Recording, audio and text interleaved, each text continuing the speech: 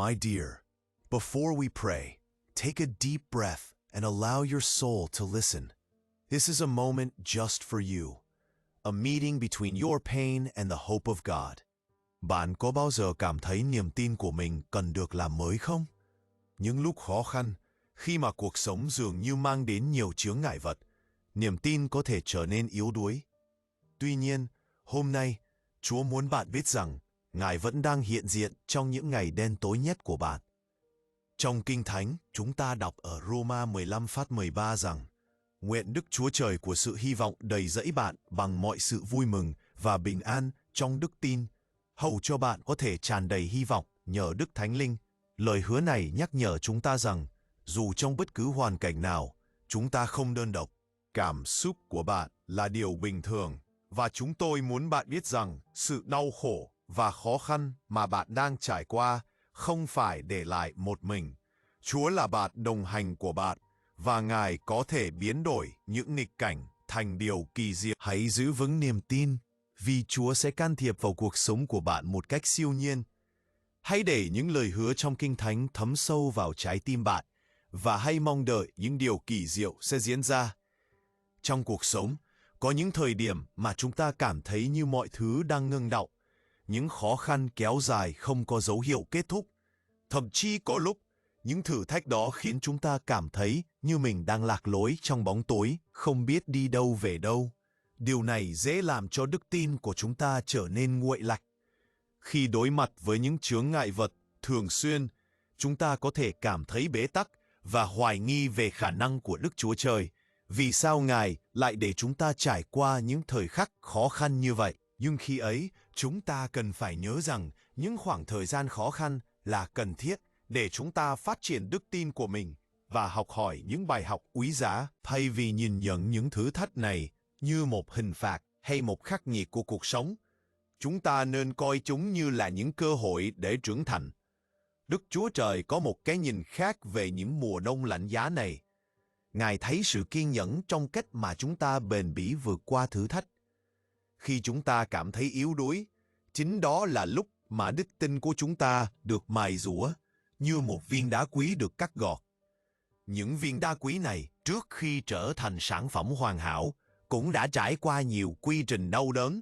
Tương tự, câu chuyện về Job trong Kinh Thánh là một minh chứng sống động cho điều này. Dù ông đã trải qua nỗi đau và mất mát không thể tưởng tượng nổi, nhưng cuối cùng, ân sủng và sự phục hồi của Chúa đã đến với ông. Job đã bị mất đi gia đình, tài sản và sức khỏe, nhưng ông vẫn giữ vững đức tin vào Chúa. Dù rất nhiều lần, ông đã cầu xin và chất vấn Chúa về sự công bình, nhưng ông không bao giờ từ bỏ đức tin của mình. Inatanggap namin ang mga mensahe ng pag-asa mula sa iyong salita, at nagpapasalamat kami na sa kabila ng lahat, ikaw ay ang Diyos na nagbubukas ng pinto para sa mas maliwanag na kinabukasan. Ipinagpapasalamat namin ang mga pagkakataon na kami ay may isang Ama na handang makinig. Hayaan mong ang aming mga panalangin na umabot sa iyo, na lumagpas sa mga hadlang ng lungkot at pangamba, at kami ay magbigay diin sa aming mga pangarap at yanig na mga boses. Dalangin namin, O Diyos, na ang bawat pahayag na ito ay makaabot sa iyong puso na puno ng pag-unawa at pag-ibig. Ipinapahayag ko ang mga pangakong ito mula sa iyong puso na mahal na ako. Isang mahal na pag-asa ang bumabalot sa amin. Isang dalangin na sa likod ng ilalim ng mga duda, ang pagtitiwala sa iyo ang siyang nagdadala ng kalayaan. Salamat o Diyos sa lahat ng nagtatanong. Ang mga pagdududa ay kayang punan ng iyong pagmamahal. Sa ngalan ni Jesus, kami ay nananalangin. Amen. Bago tayo matapos, nais kong anyayahan ka na manatiling konektado. Sa iyong puso, tiyak na may mga kwento at karanasan na nais mong ibahagi. Magsalita ka sa pamamagitan ng mga komento. Ipaalam sa amin ang iyong sariling paglalakbay. Ikaw ay mahalaga sa amin, at kami ay sabik na matutunan ang iyong mga kwento. Huwag kalimutang, bago tayo tumigil, imbitahan kita na maging bahagi ng pamilyang ito na puno ng pananampalataya. I-click ang subscribe sa aming channel upang sama-sama kitang samahan sa pagsasalin ng pananampalataya, pag-asa at presensya ng Diyos sa mas maraming buhay. Bawat video na aming ginagawa ay may layuning tugunan ang mga pangangailangan mo sa mga sandaling ito. Nais naming makasama ka sa bawat hakbang at asahan mo na kami ay nandirito para sa iyo. Kaya't ngayong umalis ka na, ipagdarasal mo ang iyong sarili sa tamang landas. Naway pagpalain ka ng Diyos at bigyan ng kapayapaan at kaligayahan. Hanggang sa muli, naway magkita tayo muli sa susunod na pagkakataon. Maraming salamat sa oras na ito na ibinigay mo. Ingat ka lagi, kaibigan. Kung nakaantig ito sa iyo ngayon, nais kong marinig ka. Pakishare ang iyong kwento sa mga komento. Ano ang pinagdadaanan mo sa mga sandaling ito? Paano kita mas maipagdarasal? Mahalaga ang iyong tinig dito. At kung naghahangad kang lalong mapalapit sa Diyos, nais kong ipaalam sa iyo na may inihanda akong bagay na makatutulong talaga sa iyong paglalakbay. Tinatawag ko itong paraan ng PILR, 5 haligi ng intimacy sa Diyos. Sa loob nito, ibinabahagi ko ang mga pundasyong biblikal at mga praktikal na hakbang na hindi lamang nagbago ng aking espiritual na buhay, kundi pati na rin ng marami pang iba. Kung ang uso mo ay bumubulong ng gusto ko pa ng Diyos, makikita mo ang lahat ng detalye sa unang nakapin na komento. Naway magsilbi ito bilang isang mahalagang kasangkapan upang patatagin ang iyong lakad kasama ang Panginoon. Hãy tin vào những lời hứa của Ngài, hãy cầu nguyện và xin Ngài can thiệp trong những khía cạnh khó khăn nhất của cuộc sống bạn. Bạn hãy nhớ rằng Đức Chúa Trời sẽ không bao giờ rời bỏ bạn. Ngài sẽ luôn bên cạnh bạn trong từng bước đi, từ những phút giây ánh sáng nhất đến những khoảnh khắc tăm tối nhất. Trên chặng đường này, đừng quên rằng chúng ta không đơn độc. Trước khi chúng ta bắt đầu cầu nguyện, hãy dành một chút thời gian để kết nối không chỉ với Chúa, mà còn với một cộng đồng đang lớn mạnh, những người tin tưởng vào sự chữa lành, mục đích và ân sủng. Hãy tìm kiếm những người có cùng đức tin, chia sẻ những nỗi lo và hy vọng với họ. Kết nối với cộng đồng có thể mang lại sự khích lệ và hỗ trợ mà bạn cần khi đối mặt với những thử thách. Nhấp vào nút đăng ký và cùng bước đi trong hành trình này với chúng tôi. Hãy cùng nhau xây dựng niềm tin, động viên lẫn nhau và cầu nguyện cho những điều tốt đẹp hơn đến với cuộc sống của chúng ta. Bây giờ, hãy cùng cầu nguyện, hãy dâng lên Chúa những tâm tư, nguyện vọng và cả những nỗi đau của bạn. Hãy tin rằng Ngài đang lắng nghe và sẽ đáp lại những lời cầu nguyện của bạn với tình yêu và ân sủng dồi dào. Lạy Chúa yêu dấu, chúng con đến trước Ngài trong sự khiêm nhường và tôn kính. Trước cánh cửa huyền bí của đức tin, chúng con dừng lại, chậm lại và thả lỏng tâm hồn mình vào vòng tay ấm áp của Ngài. Chúng con biết rằng Ngài là Đức Chúa Trời của tình yêu thương, sự dịu dàng và ân sủng. Ngài đã tạo dựng nên chúng con với những ước mơ và khát vọng, và Ngài biết rõ những gì chúng con đang trải qua, từng giây phút, từng nhịp thở. Hôm nay, chúng con muốn dâng lên Ngài những nỗi đau, lo âu và những mảnh ghép không hoàn hảo trong cuộc sống của chúng con, như những nhành hoa ngả nghiêng dưới mưa bão, mang theo cả sự yếu đuối của chúng con. Chúa ơi, trong những khoảnh khắc đầy sự mệt mỏi và hoài nghi, con thấy rõ sự uy quyền của Ngài trong đời sống của con. Hơi thở yếu ớt của con hòa vào không gian im lặng, nhưng bên trong con lại dậy lên một ngọn lửa hy vọng. Những lúc con cảm thấy lạc lối, khi bóng tối bao trùm tâm trí và con không thể nhìn thấy ánh sáng hy vọng le lói, xin hãy nhắc nhở con rằng Ngài luôn ở gần, sẵn sàng để nâng đỡ và dẫn dắt con như một vị cha hiền, nhẹ nhàng, không bao giờ buông tay. Lạy Chúa, mỗi khi con lao đao trước sóng gió của cuộc đời, trong những lúc khó khăn, khi niềm tin của con có thể trở nên yếu đuối, xin hãy thổi một làn gió mới vào tâm hồn con. Con khao khát được trải nghiệm sự hiện diện của Ngài, để cảm nhận được sự bình an và niềm vui mà chỉ Ngài mới có thể mang lại. Một loại bình an sâu thẳm vượt qua cả sự hiểu biết. Này hôm nay, con muốn thì thầm trong tâm hồn mình rằng Chúa yêu thương con rất nhiều và Ngài đang quan tâm đến từng chi tiết trong cuộc sống của con.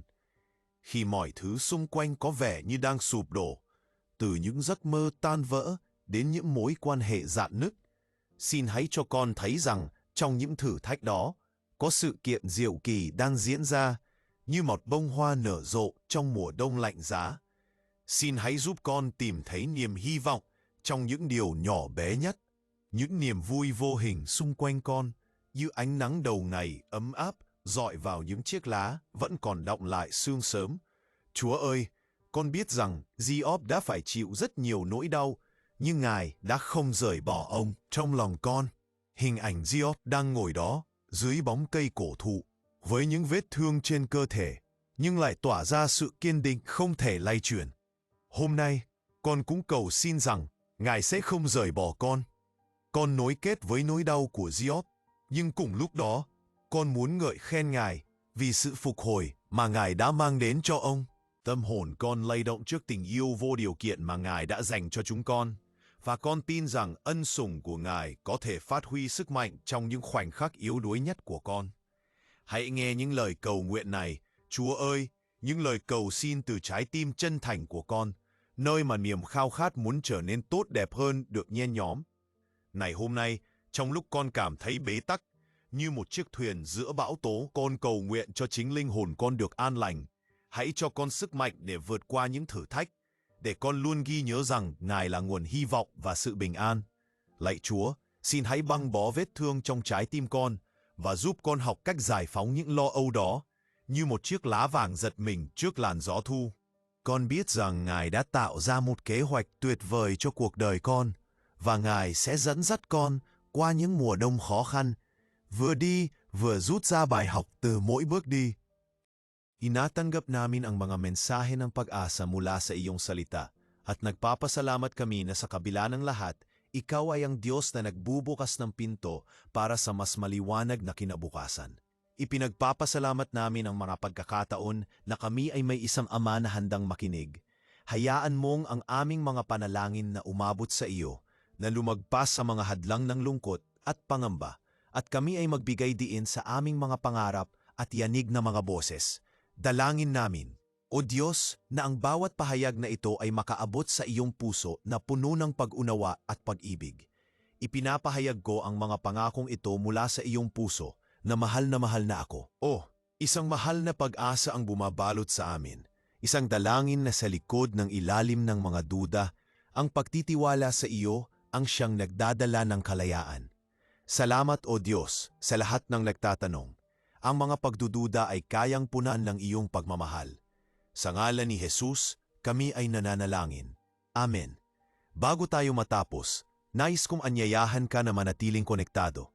Sa iyong puso, tiyak na may mga kwento at karanasan na nais mong ibahagi. Magsalita ka sa pamamagitan ng mga komento. Ipaalam sa amin ang iyong sariling paglalakbay. Ikaw ay mahalaga sa amin, at kami ay sabik na matutunan ang iyong mga kwento.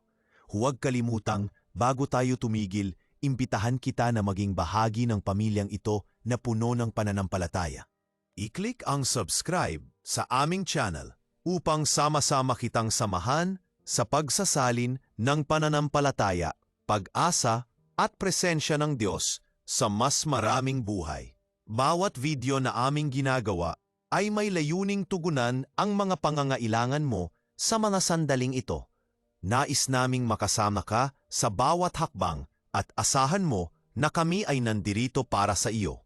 Kaya't ngayong umalis ka na, ipagdarasal mo ang iyong sarili sa tamang landas. Naway pagpalain ka ng Diyos at bigyan ng kapayapaan at kaligayahan. Hanggang sa muli, naway magkita tayo muli sa susunod na pagkakataon. Maraming salamat sa oras na ito na ibinigay mo. Ingat ka lagi, kaibigan. Kung nakaantig ito sa iyo ngayon, nais kong marinig ka. Paki-share ang iyong kwento sa mga komento. Ano ang pinagdadaanan mo sa mga sandaling ito? Paano kita mas maipagdarasal? Mahalaga ang iyong tinig dito. At kung naghahangad kang lalong mapalapit sa Diyos, nais kong ipaalam sa iyo na may inihanda akong bagay na makatutulong talaga sa iyong paglalakbay. Tinatawag ko itong paraan ng PILR. 5 haligi ng intimacy sa Diyos. Sa loob nito, ibinabahagi ko ang mga pundasyong biblikal at mga praktikal na hakbang na hindi lamang nagbago ng aking espiritual na buhay, kundi pati na rin ng marami pang iba. Kung ang uso mo ay bumubulong ng gusto ko pa ng Diyos, makikita mo ang lahat ng detalye sa unang nakapin na komento. Naway magsilbi ito bilang isang mahalagang kasangkapan upang patatagin ang iyong lakad kasama ang Panginoon.